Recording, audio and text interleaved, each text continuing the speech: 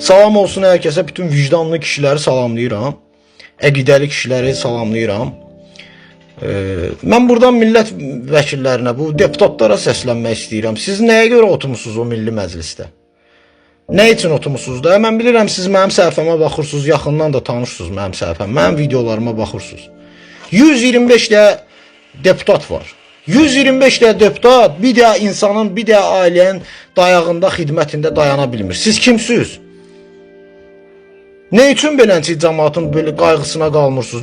Niyə bu millətə ümumiyyətlə maraqlanmırsınız problemləri ilə, ailə vəziyyəti ilə? Niyə çıxıb bu rayonları gəzmirsiniz? Seçilməmişdən qabaq çıxıb barbar bağırırdınız. Ay bura belə eləyəcək, ora elə eləyəcək. İşsizlik maksimum dərəcədə olmayacaq. Və sizin işiniz budur axı, siz millətin vəkilisiniz. Sizin işiniz odur ki, ümumiyyətlə əhalinin problemləri ilə maraqlanmaq. Niyə maraqlanmırsınız ki?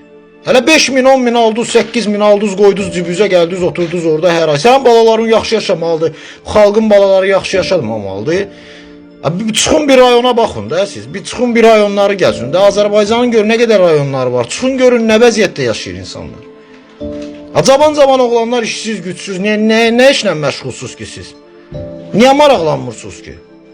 Sizin o imkanlarınız var axı, sizin imkanınız var ki, sizin vəzifə borcunuzdur ki, Milli Məclisdə oturanda yeni qərarlar qəbul eləmək, onu səs verməyə qoymaq, ümumiyyətlə problemli şöbələrə ümumiyyətlə bir baş çəkməyə, nəzər salmaq, millətin qayğısına qalmaq, çıxıb ərazidə əhali ilə sual-sorğu aparmaq, bu sizin işinizdir.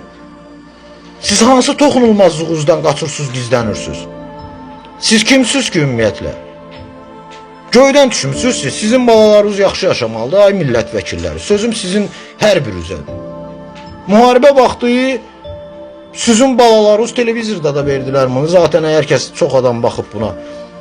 Hərbi ekspert danışırdı. Deyir ki, millət vəkillərinin, uşaqların %99'u sidik saxlamama problemindən hərbiyə yararsız olduğu üçün müharibədə iştirak eləməyiblər.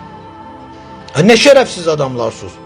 Cəmaatın balası getdi də, getdi sizi qorudu, anuzu, bacuzu, arvaduzu qorudu da, şəhid oldu, qazi oldu, veteran oldu.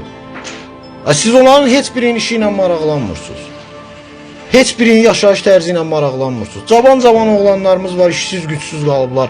Yaşları gəlib 30 yaşa çatıb, 35 yaşa çatıb, hələ bir ailə qura bilmirlər. Ailə quranlar da ailəsinin yanında xəcalətli qalır ki, mən ailəmi istədiyim kimi saxlaya bilmirəm. Niyə görə cavanların da gəncliyin əlindən alırsınız? Hansı dövlət üçün bunlar evlad yetişdirsinlər? Sizi kimi deputatlar gedib yatsın Milli Məclisdə səhərdən axşamacan, balaları